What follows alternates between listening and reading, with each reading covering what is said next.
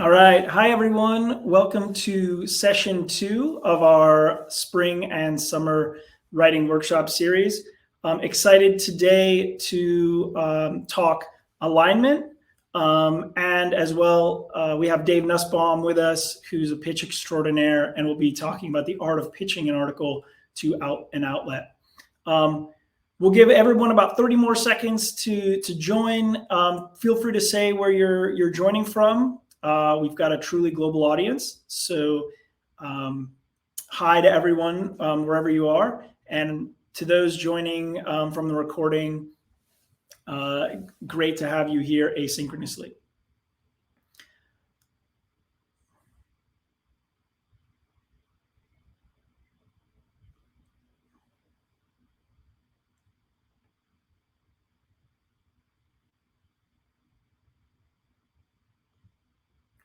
All right. As I mentioned, today is session 2. And in case you're joining us for the first time, we've had some more people sign up. The Behavioral Scientist is a nonprofit digital and print magazine. We specialize in publishing commentary from leading behavioral scientists and designers from academic and applied fields. If you're just learning about us, we're really glad to have you here. I'm Evan Nesterak. I'm the editor-in-chief and the co-founder of Behavioral Scientist. And if you sign up for our newsletter, you will. I will get to grace your inbox on a weekly basis. So I'm currently joining in from Prague. So again, and Dave's calling in from Chicago. So we are spanning, I think, about 7 time zones between the two of us, and I know we've got more on the call as well. In addition to our digital outlet, we also have print issues. I went into these last week, so I won't do it completely, but we just put a lot of time, effort, and love into our second issue, Brain Meets World. Truly great writing from a lot of great behavioral scientists and thinkers and interviews. So if you're into print and want big ideas to chew on that are about human behavior, check it out. And we wouldn't be here having these workshops that are open to everybody if it wasn't for the Association for Psychological Science, which is through a teaching grant providing support for today's workshop and the series. And then we've received, as behavioral scientists, we've received organizational support from leading behavioral science organizations, which you can see here. So thank you to them for allowing us to build our capacity to do these type of initiatives. And then, of course, I shared this last week, but these pictures never get old. Thank you to our readers, our donors, and our print supporters who also allow us to expand our mission by supporting us financially. Okay, and lastly, I reiterate why a writing workshop. We've realized over the past 5 years, there's just so many insights that we can share that could help people level up. And we realize that a lot of people aren't professional writers. So they're not getting, maybe the tips and tricks or have tons of time to be able to devote to it. And yet we've realized that the people who aren't necessarily professional writers have a lot to say. So we're hoping these workshops can help the people doing, whether it's behavioral science or whatever your specialty is, you doing your work, being able to share that more effectively. So that's the overarching mission here. These are our sessions, our office hours. Just another shout out, on Friday, we'll have office hours. We'll have one at the beginning of the day or end of the day, depending where you're at. And so check out all these time zones we're spanning. Definitely opportunity to join. Sign up in your email. You'll get an opportunity to sign up on a Google spreadsheet if you'd like to reserve a 10-minute window. Details from today are, again, same as last time. Presentation for half, Q&A for half. Everything's being recorded, so keep that in mind as you engage in the chat. Please ask a question in the Ask a Question button. If there's a glitch, we'll roll with it. And if you need to contact us, there's our email. All right. Now to the heart of today, aligning ideas with outlets. Okay, so I think we've all been here before. we sit down to write something and we don't get very far. We feel super isolated, and maybe we're getting bogged down in the structure, like we're getting confused about how much background information do we need to provide to whoever's going to read it. Or if you're like our sort of character here, you're getting bogged down in the really fine details of spelling and line editing and things like that. And that's a really, really frustrating experience to be in. And what I want to tell you is that a lot of times that experience isn't because you don't have the capacity to write. It isn't because writing is an impossible task.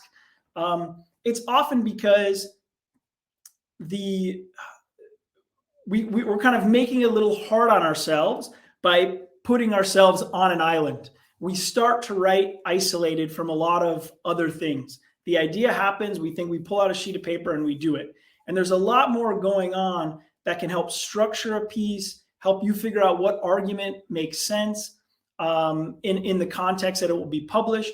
And so I chose this for a reason, that I want to dispel the idea that you should be on an island when you write. It's really something much richer than that. And if you do get off the island, it's going to make the writing a lot easier and a lot more enjoyable.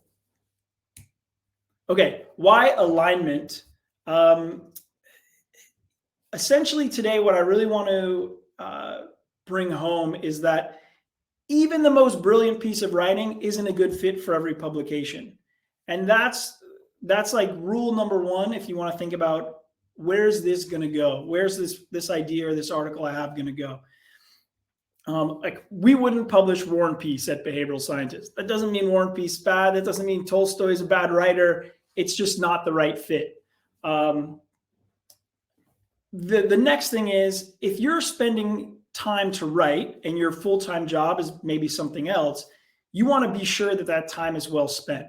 So if you do a little bit of work to align what you're writing with where it's going, you can be confident that you're reaching your intended audience, which creates more bang for your buck, so to speak, with that time and effort investment. And then the third thing, which I think is my favorite, that when you start thinking about alignment, it actually puts these constructive constraints around everything that reduces uncertainty during the writing process and makes it a lot more enjoyable, makes your message a lot more effective, and makes you want to do it again. Okay, so today, just to put a frame on it, we're going to talk about articles in popular outlets, news magazines, and blogs. But these lessons, I think, can translate to other forms of writing and communication, maybe an internal report, a report to a funder, a presentation you might have to do, or a grant proposal.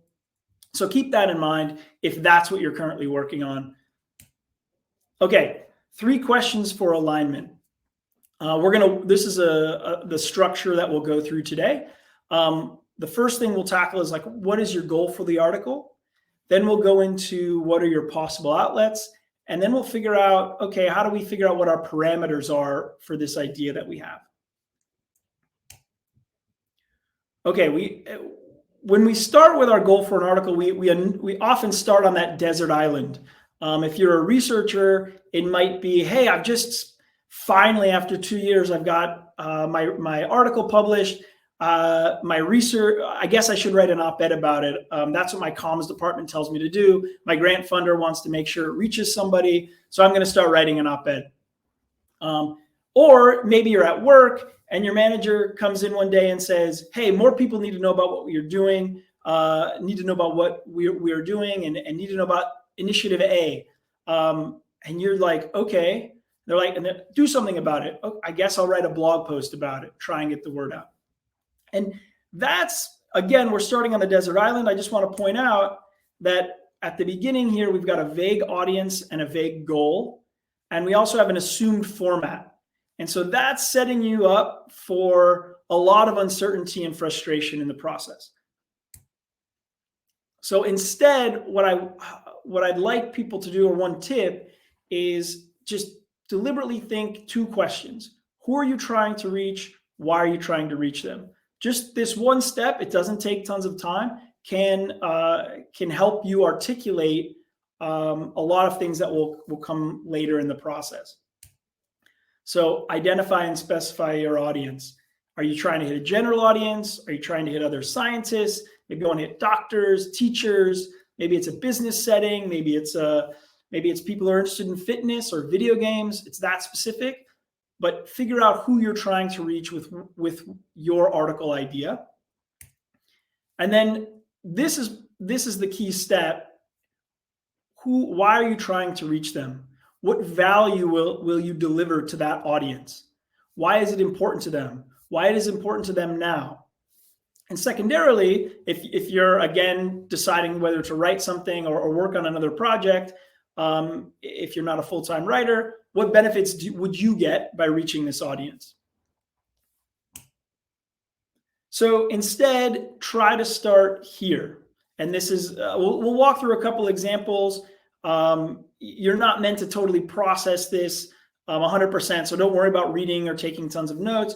Just kind of let the information soak in, and we'll send the slides out at the end. So imagine you're somebody who's gone through these two questions, something as simple as, we have identified an intervention that helps startups boost their employees' well-being, improve their health, reduce turnover, and increase productivity. So who do we want to reach with that info? We want to reach founders, managers, and employees. Okay, great. That's much more specific than I might write a blog because my boss wants people to know about what I'm doing. Clear value add, and a well-defined audience. Again, maybe you've just published a new psychology study and you found that moderate emotional discomfort can signal personal development and growth, but people interpret that as a sign to stop doing it, and so they miss out on new activities. And you want to reach a general audience with that research to help them keep trying those things that they've decided to do. Again, clear value add and a well-defined audience. And a third example, a little bit more of a specific. We believe that behavioral science could do more to address gender inequality in the workplace, but many of the current approaches are misguided. And we want to reach other behavioral scientists with the questions we're grappling with. Again, clear value add, a well-defined audience. I think you're starting to get the picture. So you've done that. You've got your clear value add and your well-defined audience. Okay, let's move on to, what do I do with that? The next step would be to start looking at potential outlets. Okay, so here we are. Now, one thing, again, when we're on our desert island, we're so consumed by that piece of paper, we're not understanding the world at large, we're not understanding the places we might publish our article. And so it's important to know that every outlet has a target audience, a set of article formats that they publish, which dictate word count, tone, style, how often they publish it, and contributors that they are trying to have as authors, basically. So we'll go through each of these to break them down a little bit, and I'll give you some examples. So again, the target audience. If this was your who you want to reach, what outlets might you look for? You might go to Harvard Business Review, Fast Company, Quartz, Business Insider, because they're publishing a lot of business and manager related content. It wouldn't make sense to publish this in something that focused on climate change, for instance. If your target audience was a general audience and you wanted to help them understand your research, you might go to more general publications or publications where that type of research is covered often. So the New York Times, the Washington Post, the LA Times would be more of that general audience and science intersection. And we would be, hey, we're covering behavioral science research. This would be a place for it. And we want to reach other behavioral scientists with the questions we're grappling with. That's your target audience. Then you want to start looking at publications who are reaching behavioral science audiences, like us. HBR does to some extent. Okay, you've done your audience. Okay, now let's think about your format a little bit. The biggest tip I can give is, again, get off the desert island, go read the submission guidelines, and read the articles that they publish, because that's going to give you the biggest sense. And you do not want to waste your time reaching out to an editor, trying to pitch an article if they're going to say no just as a start. So example is the Monkey Cage blog, which focuses on political science. And so you can see right here, you've got 1,000 words or less, research-informed analysis based on social science findings. And then in their guide, they start giving you the exact forms that they want. Here's an example from the New York Times opinion. What forms are their guest essays taking, right? First-person accounts. So an everyday person could describe their experience. A hub for experts, a platform for public officials. If you don't fit one of those categories, don't pitch. If you do, that's a good sign to keep going. Style and tone. Let's look at Monkey Cage again. The modal reader of your post will not care about the academic debates between competing camps of scholars. She will not care about the methodological sophistication of your argument. Instead, she will care about whether the point you are making is well-grounded and interesting. You shouldn't be writing for your colleagues. Instead, you are writing for your really smart cousin who didn't go into the social sciences but follows the news. I really love what Monkey Cage did here because they tell you what you're not doing and they tell you what you are doing. And they tell you you're trying to reach your really smart cousin. So that's already starting to give you some indication of how you might write the article if the Monkey Cage is a place where you want to write. New York Times opinion does something similar. You're trying to challenge the audience, trying to start conversations, give insight, delight the reader. You start seeing the style and tone indications in the guidelines. And this is all going to make your life a lot easier towards the end. Finally, the target contributor. We publish political scientists, usually in universities or comparable research positions, writing about their particular area of expertise.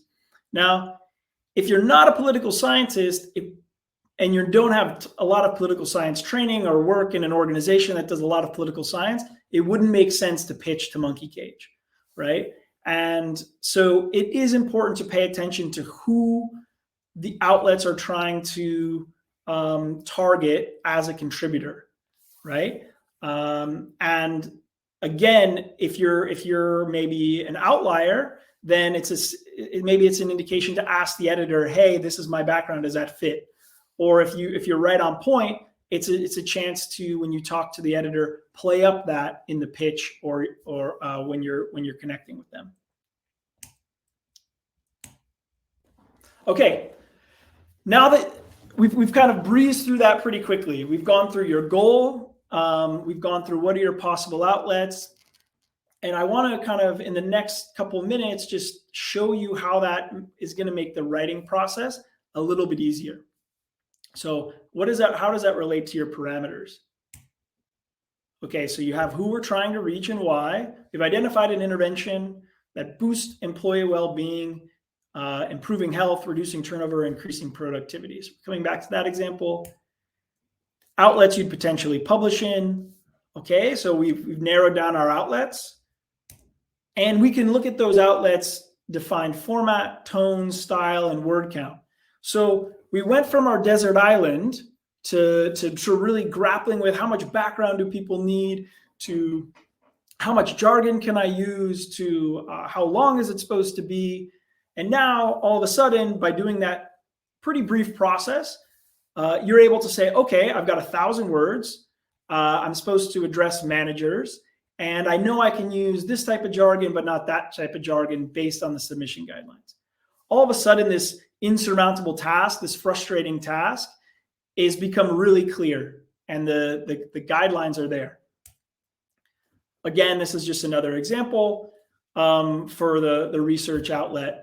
1,200 words. If you're looking to the far right, okay, it's 1,200 words. You can address a curious non-specialist.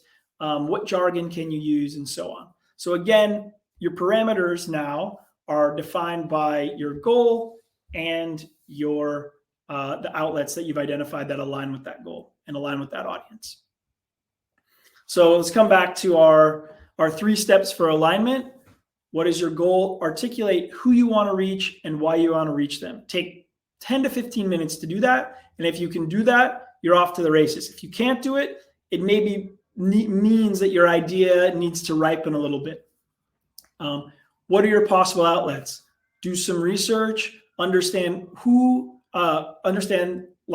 potential outlets try to reach and how they try to reach them. So again, and then their style and their tone and their word count. And then what are your parameters? All right, you've got 1,000 words to make that case.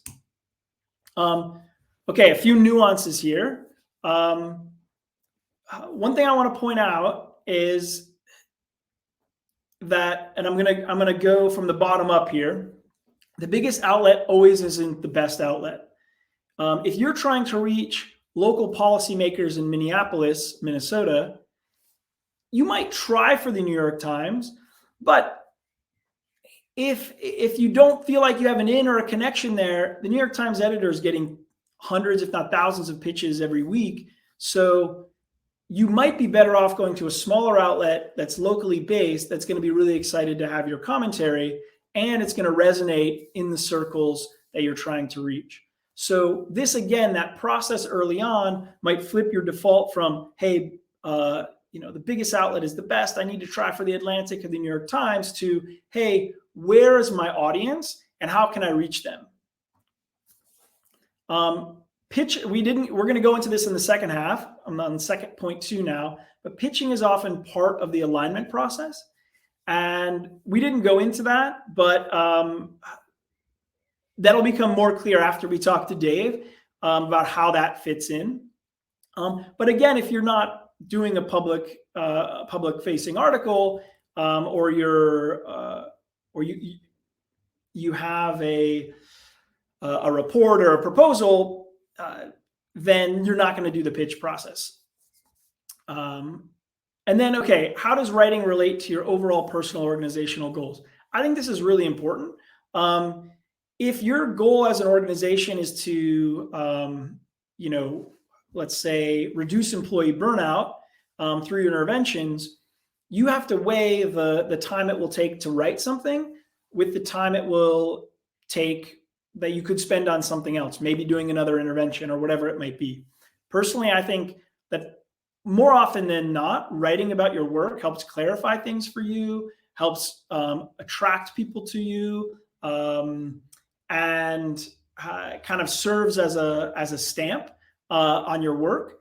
So I think it's usually pretty valuable, but it's worth asking the question, and rather than just thinking, I did something, I need to write about it, I did something, I need to write about it. So again, some types of outlets to consider: national, international, local news outlets, professional, company blogs, personal blogs. And once you do that process a couple times of identifying some of these categories for where you might reach who you want to reach, you have your list. And then as ideas come up, you can start slotting it in to different places that you might want to go. And again, you might use this framework for whatever country you're in or for whatever writing you're doing. What types of outlets or formats do you often have to do between a grant proposal or an internal report or whatever it might be? Okay, that was a whirlwind. I'm going to stop sharing now, and I'm going to take a few questions.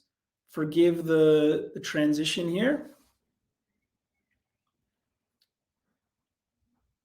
Okay, how can one find outlets that have certain areas of focus?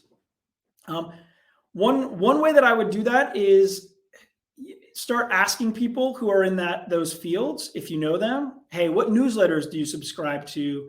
Who do you follow on social media that they'll be sharing links from these outlets? I think topic-based outlets are great ways to specifically with science or behavioral science, or let's just say marketing or any of those things. The more specific you get, there's maybe a higher alignment between what you want to talk about and the audience that they're reaching. So that is one way that you can start finding those outlets. If you have a question, please throw it in the question and answers tab. Otherwise, I'll give it about 30 seconds. Otherwise, we can spend more time with Dave.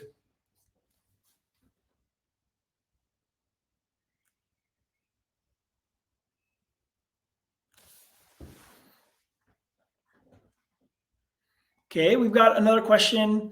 A curated list of publications and content people in this space. Agreed. I can rattle off a few names that I know that we follow.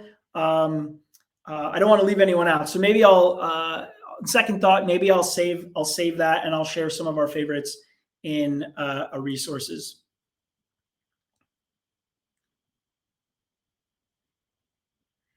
Okay, just scanning a few more of the questions.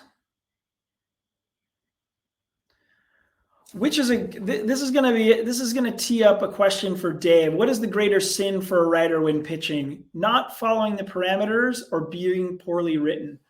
I'd say both. That'd be my answer, and we can get Dave's answer here in a second. The reason is that the editors often are not taking a developmental approach to editing. If you're pitching a larger outlet, they're super busy. They want to know if they say yes, that you're going to be able to write something, and maybe with a few line edits, they'll get it. There maybe are outlets that do more developmental approaches to editing, where they're willing to work with you and shape your piece. I would say that if you're pitching and it's poorly written, you should continue to revise your pitch until it's not. And if you're pitching in a place where you haven't followed the parameters, you're wasting your time and you're wasting the editor's time. So that upfront kind of work that I talked about will save you and other people a whole bunch of time and uncertainty. Because once you send a pitch in, you might be waiting a few days or a week or something. And that waiting game is just annoying, especially if it's going to come back as a no for something you could have prevented. All right, maybe we have time for one final question. And I really like this question from Flora. When is the right time to write something about your work? I think you can always be writing about your work.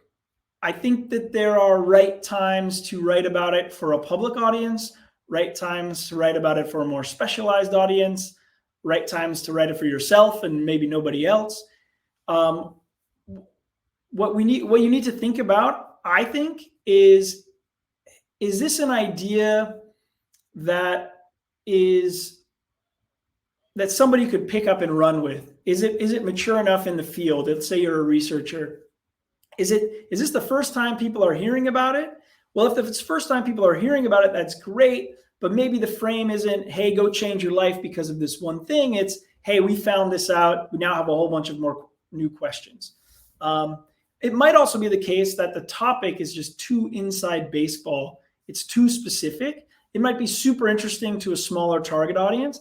And in which case, all you have to do is calibrate, again, what you want to write, if you want to write, with the audience that you're trying to reach in the outlet. So I would say it's more of a calibration and an alignment than it is whether it's a wrong time or right time.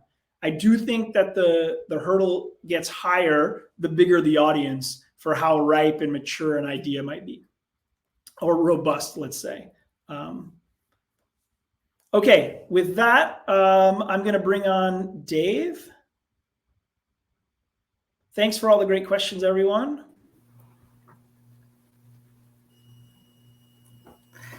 Hey, Evan, how's it going? Good. You hear me okay? Yeah, I feel like I just did like a speed talking session. So it's appreciate everyone for bearing with me. And let me give a quick introduction for Dave.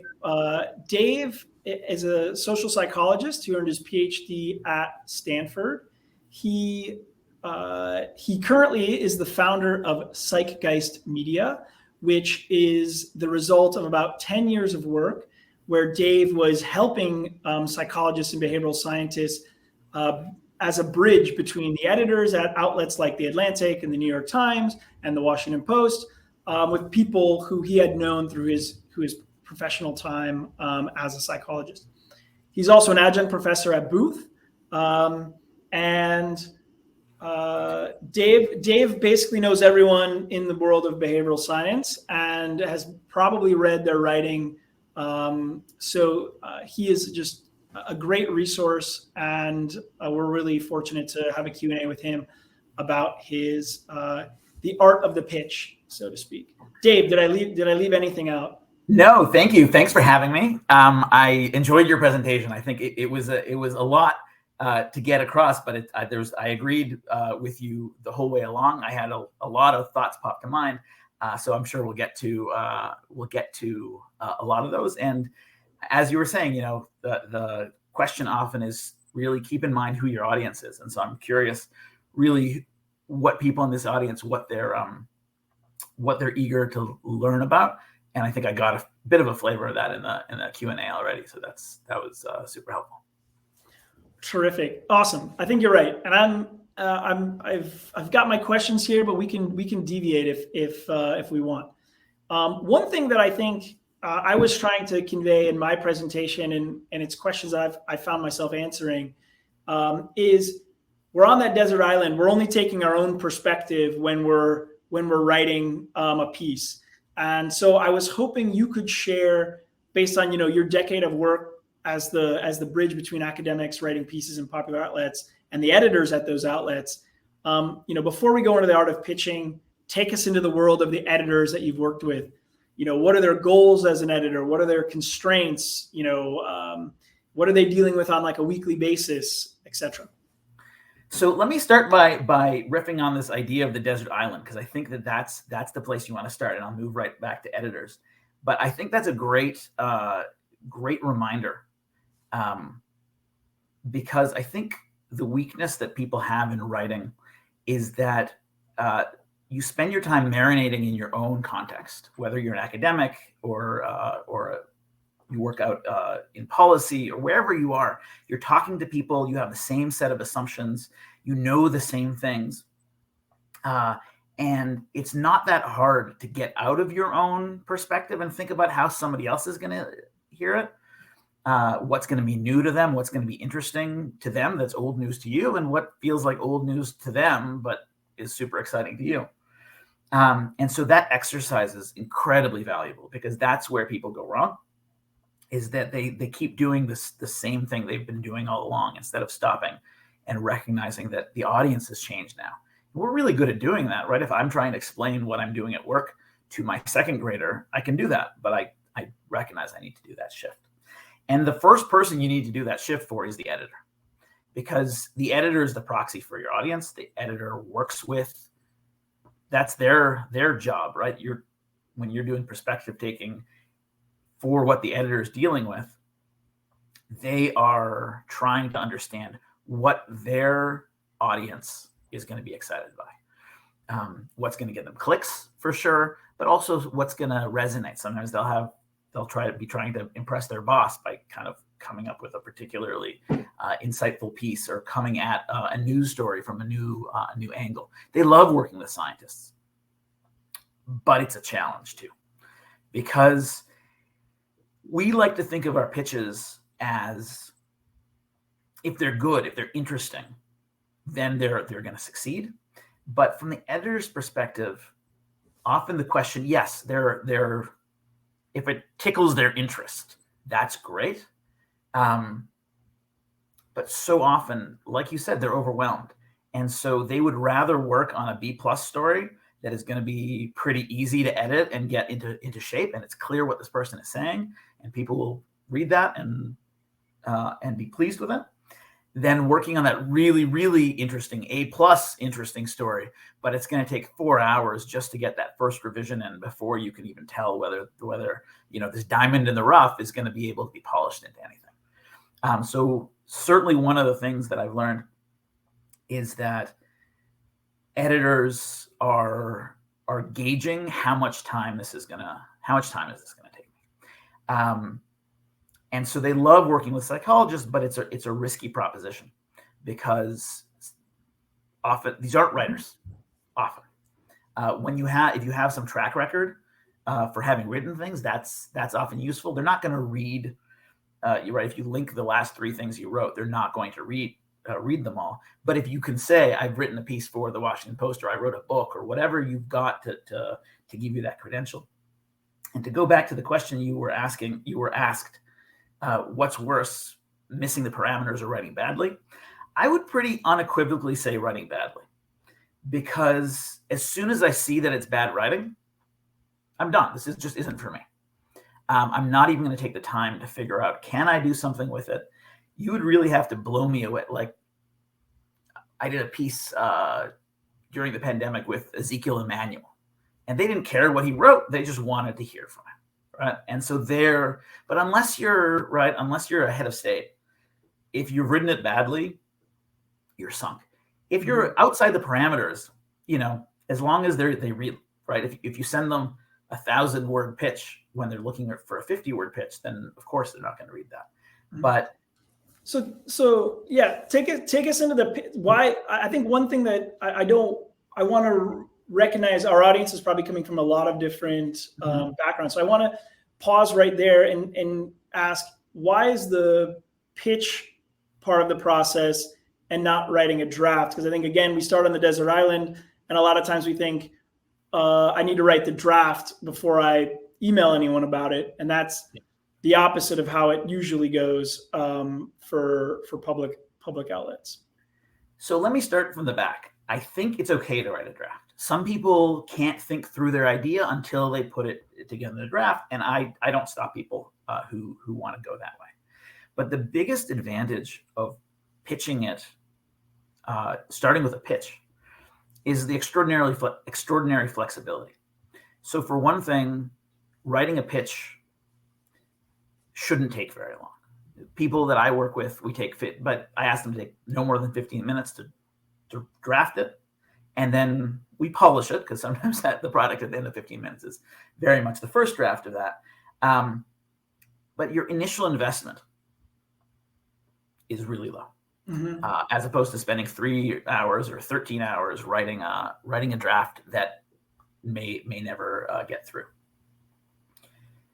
The pitch then also has so much more room for interpretation than the draft, right? Switching a draft, a New York Times pitch, which is sort of for a general audience, to a behavioral scientist pitch for a behavioral science audience, that takes 5 minutes, right? You just frame it differently, use a different example, you bring something concrete into the mix.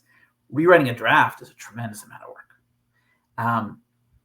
And as you were saying, different outlets have different parameters, different lengths, different tones. And so if you have pitched it and they've expressed interest in that pitch, then you can write to that audience, to those parameters, to the feedback that the editor gives you, saying, like, this is really interesting. I'm not so interested in that first part that you said, but that second part, build on that. That was really interesting. And so pitching makes the expected value of the experience, the upfront investment, so much less. And so in that sense, I think the only cost to doing the pitches is time, and it's not time that you have to invest. It's time sort of waiting. So if you're trying to do a pitch on something that just happened yesterday and you want to get it out, the pitch, right, you have to pick your best outlet or 2 outlets and go for them. But in most of our cases, if it takes a week for it to get out or a month for it to get out, it doesn't make a huge amount of difference. And so I think the exercise you suggested of figuring out the alignment, which outlet you want to send it to, is a really good one, but you don't have to have a full answer to that question.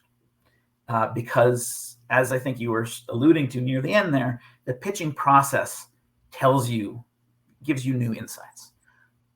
If if you start with the Boston Globe and they're just not interested, then you can move to more specialized outlets. And so you can adjust your goals as you go along.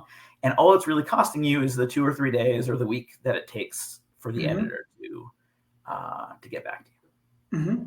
Yeah, that makes total sense. Yeah, I think if in the parameter sense, if you've identified, let's say, the Boston Globe, and you're like, okay, well, if it doesn't go to the Boston Globe, we've got the next one, and the next one. You kind of have your bullpen of places that might be good. I think what I often see, and we've talked about, is the sense that we read the New York Times, or you read the major outlet, and like we're like, laser focused on that, when having that bullpen and being able to understand the overarching strategy of maybe moving from one to the next makes sense. And there's one thing I didn't get to go into on the talk, but you'll have great insight for it. Maybe as you've seen some pieces wait 4 months to get published in some cases, is that there are some times as an editor where you can't publish a really great pitch or draft because a war starts and now you need to publish something else, or a pandemic happens and you've got to focus on that. So there are tons of other constraints that go into it. So maybe you could kind of talk a little bit about that kind of constraint process. Like I remember you were quoting some, like, if I put me in the shoes of the editor again, like what am I seeing in my inbox on a daily basis if I'm an opinion editor at one of these publications? You're seeing a tremendous amount of stuff, and stuff is like the nice way of putting it. And so wading through that is really really challenging. So one of the things that I think is really important to recognize about the pitching process is that there's a tremendous amount of noise, right? So as the editor is scanning through their inbox, they can miss your thing, or they can read it and go like, oh, that's great. I'll get back. I'll think more about that. And so persistence is an important thing to do to not take the lack of a response after a couple of days as necessarily a lack of interest. It's easier for me in my position. I'm often pitching other people's things, and so it doesn't hurt my feelings. It's not about me. But so much of the time, there's good intentions, and they don't follow through. Especially when you're pitching evergreen things. I've definitely had things. We just Leidy Klotz's piece came out this week, who you guys had on last week. Came out in Scientific American. We pitched that piece in August, and there was like turnover in editors, and you never know what's going on behind the scenes. Sometimes you do, but most people, I'm assuming on this call, don't have a lot of insight behind the scenes and who's taking what right now, and which editor is sort of off on leave at the moment. So certainly be persistent. Build relationships with editors where you can. So that's what I get to do, because I do 10 pitches a week. But if you've worked with an editor before, go back to that editor. If you've had a colleague who's worked with an editor before, get them to do an introduction. Things that editors are humans, and so they don't like to be rude, but they have to be. But it's harder for them, right? If they want to build a good relationship with your colleague who wrote 3 pieces with them over the last few years, they'll at least respond. They'll at least take a look, and keep those pitches really short, because you have a lot to say. But if they're not short, they just get shunted to read later, and later is never. So let's go into that then. Okay, could you? I don't know. Let's go into let's say 3 components of a really good pitch, and you can adjust that number as you want. What are they? So there's components. There's 2 ways to kind of come at this question, because there's components of the pitch. There's the sort of ingredients of what goes into it. But really, the first things you want to think about, I think, one, as I was already saying, is orient to your audience.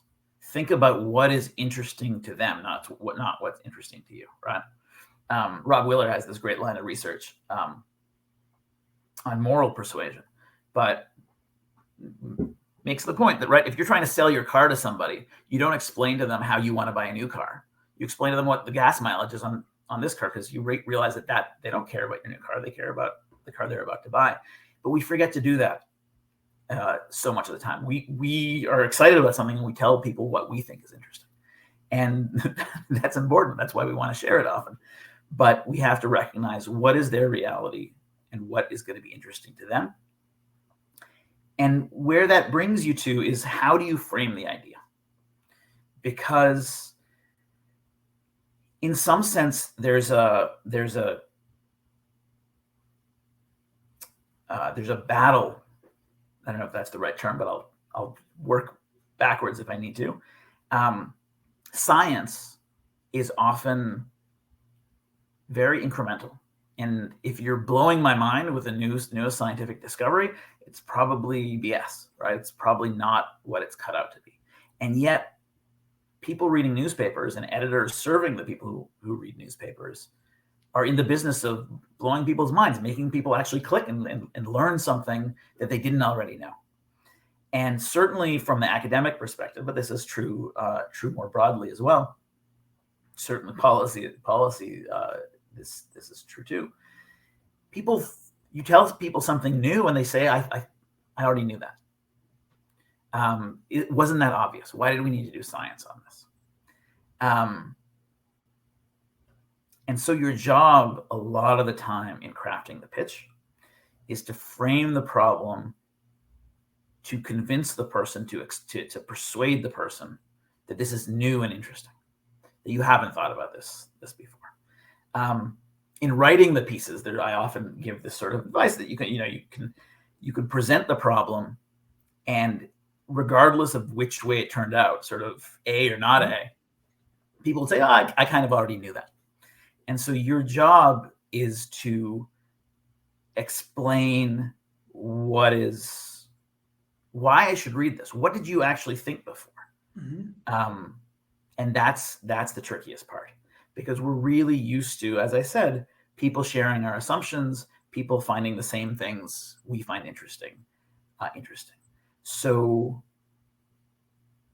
that's what you want to think about when you're before, the components of the pitch are why you're the expert to write about it, what sort of insight you're bringing. Like, tell me the point. Don't draw it out, but tell me in a very clear declarative sentence what the point is.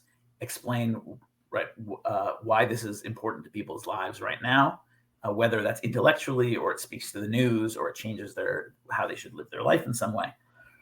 But ultimately, the frame of it has to be cannot be.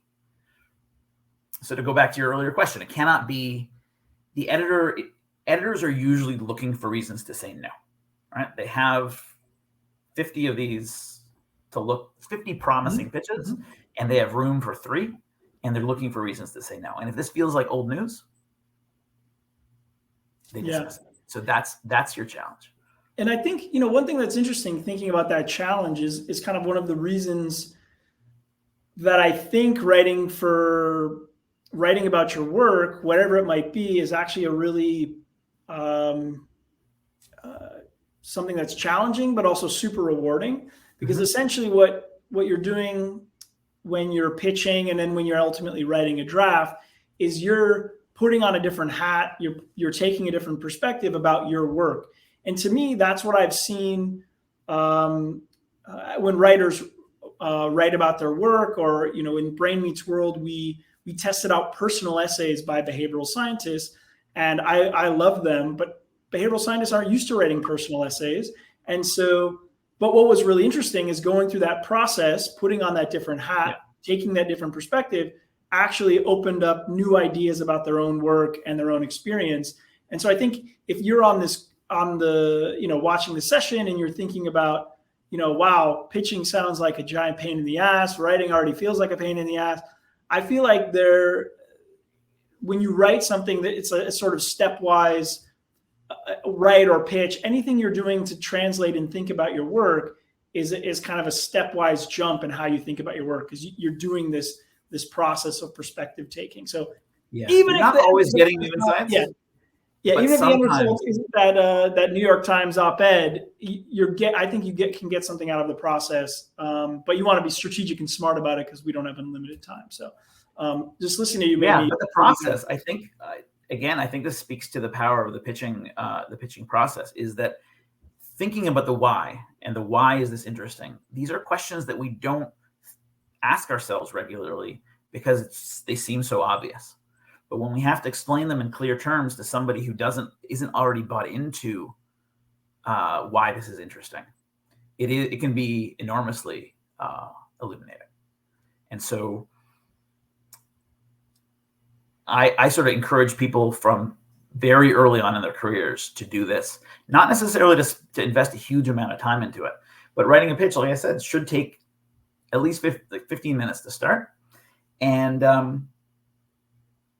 if it doesn't end up in the New York Times, if it ends up on your personal blog, the truth is that as you were saying, the biggest outlet isn't always the most important place to be. Working out your ideas in writing is really valuable, and writing for a public audience is just a different way of doing it than for a policy audience, an academic audience, a sort of and the way the New York Times has a lot of followers and people go to the New York Times website, but most of these things live on social media. And so I've seen pieces for good but not huge outlets do very, very well, because that's where they get circulated, and they get circulated among the audience that you want them circulated in.